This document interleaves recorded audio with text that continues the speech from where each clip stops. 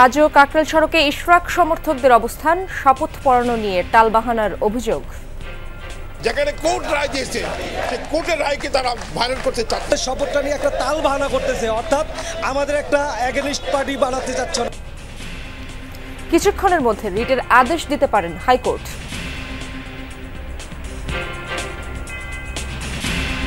নির্দিষ্ট দলকে পৃষ্ঠপোষকতা দিচ্ছে সরকার, দাবি বিএনপির। চায় 2 ছাত্র উপদেষ্টার পদত্যাগ, রাজনৈতিক সিদ্ধান্ত নিয়ে দেশকে বিপদে ঠেলে দেওয়ার অভিযোগ। এনবিআর যত বড় পরিবর্তন, কোনো আলাপ আলোচনা নেই, কিচ্ছু নেই। এটা দেশকে একটা ওখানে সব জায়গাতে একটা দেখবেন একটা অস্বস্তি সৃষ্টি করা হচ্ছে।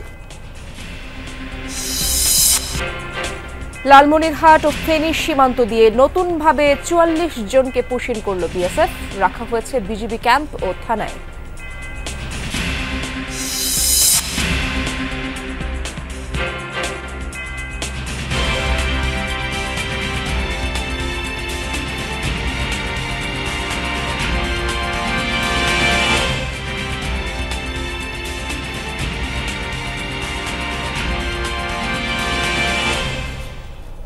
আমন্ত্রণ যমুনা নিউজে আপনাদের সঙ্গে আছি আমি ইশরাত জাহান। এতক্ষণ শিরোনামগুলো দেখছিলেন।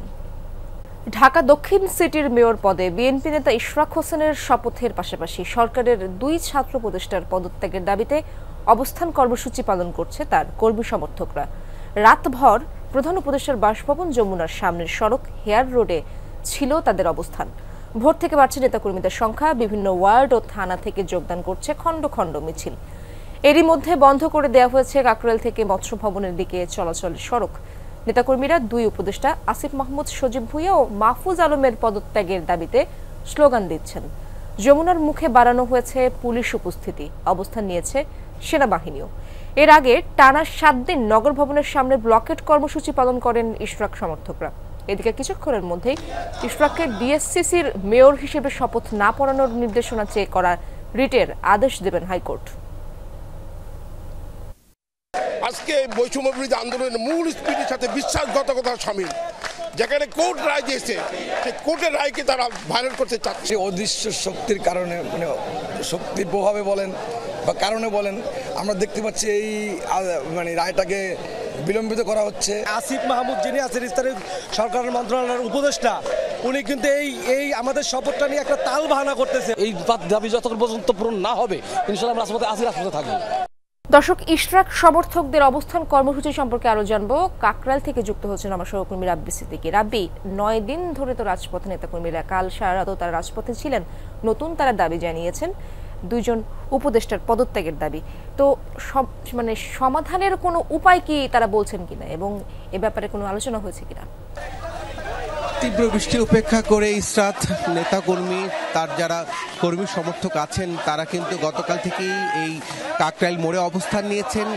এখনো কিন্তু তারা যেই দাবিতে বক্তব্য রাখছেন সেটি হচ্ছে তাদের একটাই দাবি, যে সরকারে থাকা যে রাজনৈতিক দলের প্রতিনিধি 2 উপদেষ্টা, সেই উপদেষ্টার পদত্যাগ, সেই সাথে তাদের নেতা ইঞ্জিনিয়ার ইশরাককে অবিলম্বে শপথ পড়াতে হবে। এবং যদিও আজকে হাইকোর্টে এই শপথ নিয়ে একটি রায় আছে, কিন্তু এখন যে আন্দোলন সেটি হচ্ছে যে এই দাবি, তাদের দাবি পূরণ না হওয়া পর্যন্ত তাদের এই রাজপথের অবস্থান কর্মসূচি সেটি চলবে। এখানে আছেন নেতা কর্মীরা, আমরা একটু জানতে চাই, বৃষ্টি হচ্ছে তারপরে আপনারা এখানে আছেন? আমরা দাবি পূরণ না পর্যন্ত আমরা রাজপথ ছাড়বো না। দাবি পূরণ না হওয়া পর্যন্ত?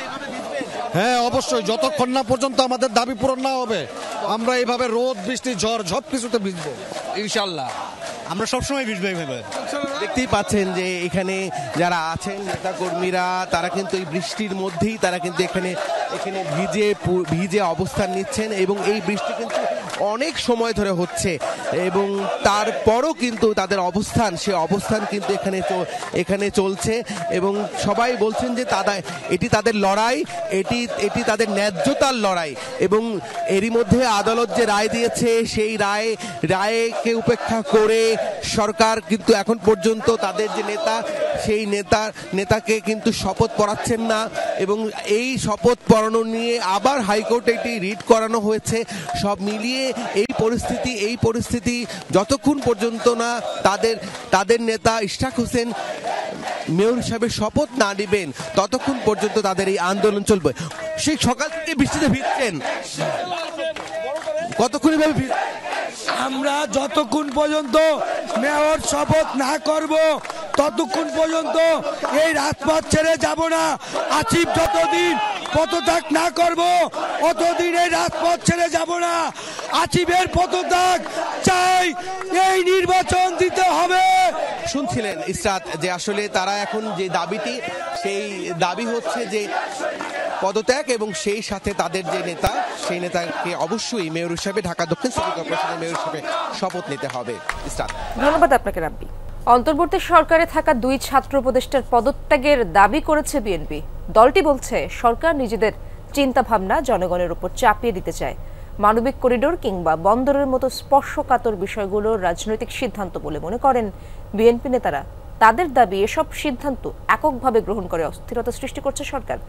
অরাজনৈতিক শক্তি অব্যাহতভাবে থাকলে পরাজিত শক্তি সুযোগ নেবে বলেও মনে করে বিএনপি। সাইফুদ্দিন রবিনের রিপোর্টে বিস্তারিত। শুরুতে স্বাগত জানালেও নতুন দল এনসিপি গঠনের পর থেকেই উপদেষ্টা হিসেবে অন্তর্বর্তী সরকারে থাকা 2 ছাত্র প্রতিনিধিকে সন্দেহের চোখে দেখছে বিএনপি। মেয়র ইশরাক ইস্যু সহ সাম্প্রতিক সময়ের নানান ঘটনার প্রবাহ যেন সেই পালে হাওয়া দিল। বিএনপির অভিযোগ, অন্তর্বর্তী সরকার একটি নির্দিষ্ট দলকে পৃষ্ঠপোষকতা দিচ্ছে। উপদেষ্টা হিসেবে থাকা 2 ছাত্র প্রতিনিধি কেবল নয়, কোনো দলের প্রতি সহানুভূতিশীল কারোরই এই পদে থাকা উচিত নয় বলে মনে করেন নেতারা। অবশ্যই তাদেরকে একদিনও থাকা উচিত না। অলরেডি ওরা একটা দলের সাথে জড়িত, এটা কারণেও জানা আছে। দেশের মানুষকে কি অত বোকা হয়ে গেছে বাংলাদেশের মানুষ? এবং আরো যারা সিম্পাথাইজ করতেছে রাজনৈতিক দলগুলোর সাথে, তাদেরকে রিজাইন করা উচিত, কারণ তাদের অধীনে নির্বাচন প্রশ্নবিদ্ধ হতে পারে। তাদের অনেক আগেই পদত্যাগ করা উচিত ছিল। এর সাথে সাথে এই যে উপদেষ্টা যারা আছেন তারা পদত্যাগ করে এই নতুন দল এনসিপিতে যোগদান করা উচিত। এই ঘরানার যত উপদেষ্টা আছে, ছাত্র আছে, সমর্থক আছে, সবাই মিলে নতুন তাদের দল এনসিপিতে যোগদান করে আগামী নির্বাচনে অংশগ্রহণ করা উচিত।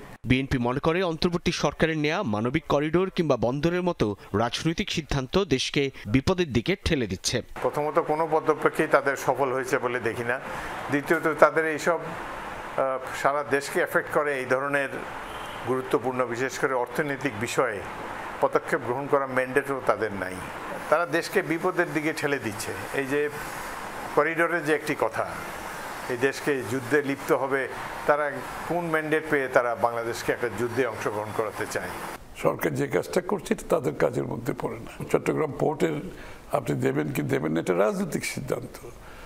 এনবিআর এর যে এত বড় পরিবর্তন, কোনো আলাপ আলোচনা নাই, কিচ্ছু নাই। এটা দেশকে একটা, ওখানে সব জায়গাতে একটা দেখবেন একটা অস্বস্তির সৃষ্টি করা হচ্ছে এক একটা সিদ্ধান্তের মধ্যে। নেতারা বলছেন সরকারের ব্যর্থতার কারণেই আওয়ামী লীগের নেতাকর্মীরা এখনো মিছিল সহ গুপ্ত কর্মকাণ্ডের সুযোগ পাচ্ছে। অরাজনৈতিক সরকার এইভাবে অব্যাহতভাবে থাকলে তো অস্থিতিশীলতা বাড়তেই থাকবে, এবং এই সুযোগ পরাজিত শক্তি তো নিতেই পারে, তাই না? এবং নেওয়ার চেষ্টা করছে, আমরা দেখতে পাচ্ছি। রাষ্ট্র পরিচালনায় যারা গুরুত্বপূর্ণ ভূমিকা রাখে তাদের সহায়তা পেয়েই এটি এখনো পর্যন্ত প্রাণে বেঁচে আছে, এবং এরা এখন পর্যন্ত সেই সহায়তার জোরে মাঝে মাঝে টুকটাক রাজপথে দেখা যায় মিছিল করছে। এটা সরকারের ব্যর্থতা, এবং এর প্রধান কারণ হলো দেশের আমলাতন্ত্র। অন্তর্বর্তী সরকার রাজনৈতিক শক্তিকে উপেক্ষা করছে বলেও মনে করেন বিএনপি নেতারা। তাদের দাবি, সরকারের রাষ্ট্র পরিচালনার অদক্ষতা ক্রমেই স্পষ্ট হচ্ছে জনগণের সামনে। সাইফুদ্দিন রবিন, যমুনা নিউজ, ঢাকা। ঢাকা বিশ্ববিদ্যালয়ের শিক্ষার্থী শাহরিয়ার আলম সাম্য হত্যার বিচারের দাবিতে রাজধানীর শাহবাগ মোড় থেকে ইন্টারকন্টিনেন্টাল হোটেল পর্যন্ত অবরোধ করেছে ছাত্রদল। এ বিষয়ে জানবো আমার সহকর্মী মনিরুল ইসলাম সেখানে রয়েছেন। মনির, কখন নাগাদ এই কর্মসূচি শুরু করেছে ছাত্রদল, এবং এতে যান চলাচল ও জনভোগান্তি তো দেখছেন আপনি, সে বিষয়ে জানবো।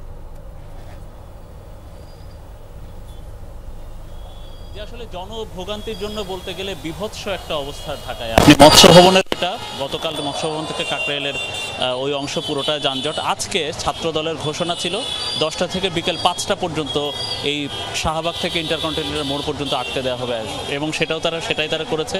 ঠিক 10:30টার পরে তীব্র বৃষ্টি ছিল, মুষলধারে বৃষ্টি ছিল, বৃষ্টির পরিমাণ এখন কমেছে, কিন্তু তারপরেও বৃষ্টির মধ্যেও ছাত্রদলের নেতাকর্মীরা বিভিন্ন পয়েন্টে অবস্থান নিয়েছে শাহবাগ মোড় কেন্দ্রিক, ইন্টারকন্টিনেন্টাল মোড় কেন্দ্রিক, এবং সেটা করে তারা পুরো আশপাশের সব সড়ক যান চলাচল বন্ধ করে দিয়েছে। তো যে যান চলাচল বন্ধ করে দেওয়ার কারণে অন্যদিকে নিউ মার্কেট সায়েন্স ল্যাব থেকে শাহবাগমুখী রাস্তা, মৎস্য ভবন থেকে তো আগে থেকে এমনি বন্ধ, গত 24 ঘন্টারও বেশি সময় ধরে বন্ধ, সেখান থেকে মৎস্য ভবন থেকে শাহবাগমুখী রাস্তা, ঢাকা বিশ্ববিদ্যালয় থেকে শাহবাগমুখী রাস্তা পুরোটাই বন্ধ। আশপাশে যে বেশ কয়েকটা হাসপাতাল, আজকে সপ্তাহের শেষ দিন বৃহস্পতিবার, আজকে সপ্তাহের শেষ কর্মদিবসে নানা কাজ নিয়ে মানুষ বের হন। আশপাশে বঙ্গবন্ধু মেডিকেল, ঢাকা মেডিকেল, বারডেমের সহ বিভিন্ন জায়গায় আসলে রোগীরা বের হন। বাস ঢুকতে পারছে না, গণপরিবহন ঢুকতে পারছে না, একেবারে ছোট যে একটা লেন কাজ করছে সেখান থেকেও আসলে তীব্র যানজটের সৃষ্টি হচ্ছে। তো এর মাঝেই ছাত্রদলের আন্দোলন চলছে, এর মাঝেই ছাত্রদলের অবরোধ কর্মসূচি চলবে বিকাল 5টা পর্যন্ত। সুতরাং আপনি চিন্তা করুন, আপনি বা নগরবাসী এখান থেকে আশপাশ দিয়ে যারা যাওয়া আসা করছেন, বৃষ্টিতে, একে তো বৃষ্টি, তীব্র বৃষ্টি সকাল থেকে, এর মাঝখানে পড়ে নগরবাসী একেবারে চিড়ে চাপটা অবস্থা, বিভৎস ভোগান্তির মধ্যেই পড়ে গেছেন। তো ছাত্রদলের এখান থেকে অবরোধ কর্মসূচি থেকে দাবি জানানো হচ্ছে তাদের নিরাপদ ক্যাম্পাস বা নিরাপদ ঢাকা বিশ্ববিদ্যালয় ক্যাম্পাসের দাবিতে, সাম্য হত্যার বিচারের দাবিতে। তো আমরা যতদূর জানি যে সাম্য হত্যায় প্রাথমিকভাবে 3 জনকে গ্রেফতার করা হয়েছিল, গতকালকে আরও 3 জনকে গ্রেফতার করার খবর পেয়েছি আমরা। এই মামলাটি এখন ডিবি পুলিশ তদন্ত করছে, মোট 6 জন গ্রেফতার হয়েছে এ পর্যন্ত। তো ঢাকা বিশ্ববিদ্যালয় কর্তৃপক্ষ বলছে তারা এই বিচার সুনিশ্চিতে কাজ করছে, নিরাপদ ক্যাম্পাসের জন্য কাজ করছে, কিন্তু নিরাপদ ঢাকা বিশ্ববিদ্যালয়ের জন্য দাবিতে এই যে শাহবাগ মোড় অবরোধ করে জনভোগান্তির, আসলে এটাই হচ্ছে, গত কয়েকদিন ধরে হচ্ছে এবং আজকেও ছাত্রদলের কর্মসূচি তেমনই, এবং সেটা চলবে বিকাল 5টা পর্যন্ত। ধন্যবাদ আপনাকে মনির। জ্ঞাত আয় বহির্ভূত সম্পদ অর্জনের মামলায় 3 বছরের কারাদণ্ডাদেশের রায়ের বিরুদ্ধে বিএনপির ভারপ্রাপ্ত চেয়ারম্যান তারেক রহমানের স্ত্রী জুবাইদা রহমানের আপিল শুনানি শুরু হয়েছে। বিচারপতি মোহাম্মদ খসরুজ্জামানের একক হাইকোর্ট বেঞ্চে এই শুনানি শুরু হয়। এর আগে 14 মে হাইকোর্ট জুবাইদা রহমানের আপিল শুনানির জন্য গ্রহণ করেন। আপিল নিষ্পত্তি না হওয়া পর্যন্ত তাকে জামিন দেওয়া হয়। বিচারিক আদালতের ওই মামলায় জুবাইদা রহমানকে দেয়া অর্থদণ্ডাদেশ স্থগিত করা হয়, পাশাপাশি বিচারিক আদালতের নথি তলব করা হয়। দুদকের এই মামলায় 2023 সালের 2 আগস্ট রায় দেন ঢাকা মহানগরের জ্যেষ্ঠ বিশেষ জজ মোহাম্মদ আসাদুজ্জামান। রায়ের 2টি ধারায় তারেক রহমানের 9 বছর কারাদণ্ড এবং জুবাইদা রহমানের 3 বছরের কারাদণ্ড ও অর্থদণ্ড দেয়া হয়। 2007 সালের 26শে সেপ্টেম্বর রাজধানীর কাফরুল থানায় মামলাটি করে দুদক। লালমনিরহাট ও ফেনী সীমান্ত দিয়ে 44 জনকে পুশিন করেছে ভারতীয় সীমান্তরক্ষী বাহিনী বিএসএফ। বুধবার রাতে লালমনিরহাটের পাটগ্রামের গাটিয়ার ভিটা সীমান্ত দিয়ে শিশুসহ 20 জনকে পুশিন করা হয়। বিজিবি জানায় সীমান্ত এলাকার কাটাতারের গেট খুলে তাদের বাংলাদেশে ঠেলে দেয় বিএসএফ ও ভারতীয় পুলিশ। স্থানীয় নতুন বাজার এলাকায় পৌঁছালে তাদের জিজ্ঞাসাবাদ করে এলাকাবাসী। খবর পেয়ে বিজিবি সদস্যরা গিয়ে 7টি শিশু, 11 জন নারী সহ 20 জনকে স্থানীয় ক্যাম্পে নিয়ে যায়। তাদের সবার বাড়ি বাংলাদেশে বলে জানায় পুলিশ। এদিকে ফেনীর ফুলগাজী ও ছাগলনাইয়া সীমান্ত দিয়ে 24 জনকে পুশিন করেছে বিএসএফ। বিজিবির দাবি তারা সবাই বাংলাদেশি নাগরিক। পরে তাদের ছাগলনাইয়া ও ফুলগাজী থানায় হস্তান্তর করা হয়। চট্টগ্রামে বন্ধই হচ্ছে না কিশোর গ্যাংয়ের দৌরাত্ম্য। এবার ভয়ঙ্কর এই চক্রের ছুরিকাঘাতে প্রাণ গেল এক কলেজ ছাত্রের। মৃত্যুর আগে বলে গেছেন খুনিদের নাম। যার স্বপ্ন ছিল প্রকৌশলী হওয়া, কিন্তু নিমেষেই সব শেষ। দলে যোগ না দেয়ায় এই হত্যাকাণ্ড দাবি পরিবারের। মারছে কে? আতাউল। আর কে কে ছিল? বিজয় রাফসান। আর নাম জানো না? তোমার মারাইছে কে? এটা কার মাধ্যমে? মৃত্যুর আগে এভাবেই হামলাকারীদের নাম বলছিলেন ওয়াহিদুল হক সাব্বির। 6 দিন মৃত্যুর সাথে পাঞ্জা লড়ে অবশেষে বুধবার রাতে চট্টগ্রাম মেডিকেলে মৃত্যুর কোলে ঢলে পড়েন এই কলেজ ছাত্র। গত 16 মে জুমার নামাজ শেষে বাসায় ফেরার পথে হালিশহরের নয়াবাজার এলাকায় কিশোর গ্যাংয়ের ছুরিকাঘাতে আহত হন সাব্বির ও তার বন্ধু মামুন। স্বজনদের অভিযোগ, পাইথন গ্যাংয়ের সাথে যুক্ত না হওয়ার আক্রোশ থেকে এই হত্যাকাণ্ড। এই ছেলেটা কয়জন ছিল? 40 জন। সবার থেকে অস্ত্র ছিল? সাব্বিরের দূরে আসছে আমাদের কাছে, আসি বলতেছে এরকম এরকম আমাকে ছুরি মারে দিছে। তারপরে এর পিছনে পিছনে ফলাফান কতগুলো দেখছি আসছে, আসার পরে দিয়ে ওকে আবার মারতেছে। ওরা ছুরির আঘাত করছে, ছুরি আঘাত করার পর ও ওই পারে দূর মারছে, দূর মারার পরে ওখানে ওরা বাটাম দিয়ে মারছে। ওরা অনেকবার কোলে কৌশলে বিভিন্ন তার নিজে ও যাইতে চাইতো না, তো ওর সাথে একটা লাস্টের মুখে দ্বন্দ্ব হয়েছিল। শ্যামলী পলিটেকনিক ইনস্টিটিউটে প্রথম বর্ষের ছাত্র সাব্বিরের স্বপ্ন ছিল বড় ইঞ্জিনিয়ার হবে। কিশোর গ্যাংয়ের থাবায় শেষ সব আশা। হত্যাকাণ্ডে জড়িতদের দ্রুত গ্রেফতার ও শাস্তির দাবি স্বজনদের। আমার কলিজার আমার থেকে নিয়ে গেছে, আমি আমার কলিজার অবস্থায় ফাঁসি ছাড়া কিচ্ছু না চাই। একটা বাচ্চাকে এইভাবে করে নিঃশংসভাবে হত্যা করতে পারে, তাহলে ভাই আমাদের জীবনের নিরাপত্তা কোন জায়গায়? ভাই যে নামগুলো বলে গেছে ওদেরকে যদি ধরতে পারে, একজনকে ধরতে পারে, মূল সব কাহিনী বের হয়ে যাবে। আমরা চাচ্ছি যে যথেষ্ট তাড়াতাড়ি সম্ভব ওদেরকে আনা হোক বা ধরা হোক। এ ঘটনায় হালিশহর থানায় মামলা দায়ের করেছেন নিহতের বাবা। এরই মধ্যে একজনকে আটক করেছে পুলিশ। আমরা একজন আসামিকে গ্রেপ্তার করছি, তাকে বিজ্ঞ আদালতে সোপর্দ করছি। শেষ 164 ধারা মোতাবেক স্বীকারোক্তিমূলক জবানবন্দি দিয়েছে ও আরও 16 জনের নাম বলছে। তাদের গ্রেপ্তারের চেষ্টায় আছি। মামলা বর্তমানে তদন্তাধীন আছে। সাব্বিররা 2 বোন 1 ভাই। তার বাবা পেশায় ঠিকাদার। তাদের বাড়ি হালিশহর নয়াবাজারে। জুবায়েদ ইবনে শাহাদাত, যমুনা নিউজ, চট্টগ্রাম। গাজায় ত্রাণ প্রবেশের 3 দিন পার হলেও ইসরায়েলি বাধায় বিতরণ করা যায়নি কোনো মানবিক সহায়তা। আবারও এমনটা জানিয়েছে জাতিসংঘ। ফলে অনাহারেই দিন কাটছে গাজাবাসীর। অভিযোগ, নেতানিয়াহু প্রশাসন অনুমতি না দেয়ায় সীমান্ত থেকে গুদাম ও সরবরাহ স্থলে পাঠানো যায়নি ত্রাণ সামগ্রী। উপত্যকার শুধু এক জায়গার অনুমতি নিলেও ত্রাণ লুট হওয়ার ভয়ে সেখানে যায়নি জাতিসংঘ। ঘন্টার পর ঘন্টা কেরেম শালোম ক্রসিংয়ে দাঁড়িয়ে প্রায় 200 ট্রাক। চাপের মুখে গড়ে প্রতিদিন 100টি ত্রাণবাহী যানবাহন প্রবেশের অনুমতি দিয়েছে তেল আবিব। শর্ত, কোনো জ্বালানি বা পরিচ্ছন্নতা সামগ্রী ঢোকানো যাবে না।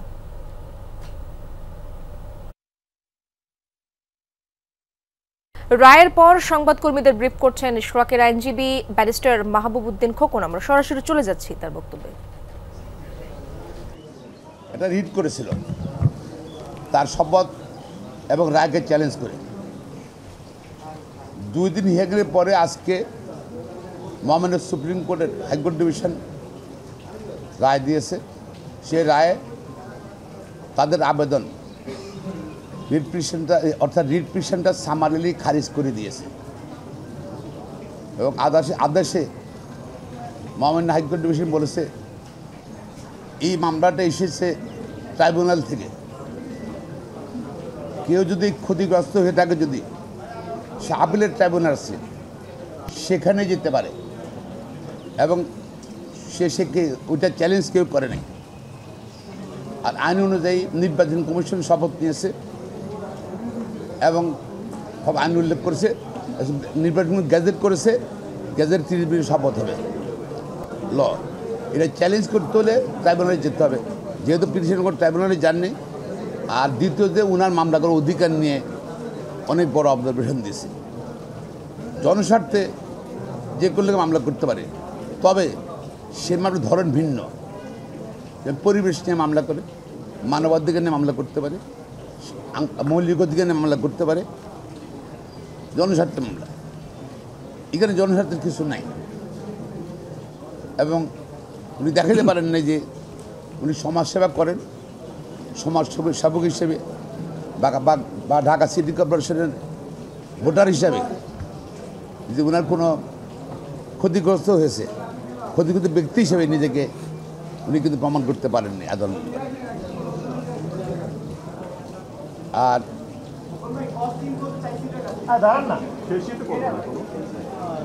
এবং আদালত আরও বড় অবজারভেশন দিয়েই মামলাটা খারিজ করে দিয়েছে। ফলে ইশাকের শপথ নেওয়ার আর কোনো বাধা রইল না। দর্শক, আমরা জানতে পারলাম ইশরাক হোসেনের শপথ নেওয়ায় কোনো বাধা নেই। দর্শক, এই ছিল যমুনা নিউজে।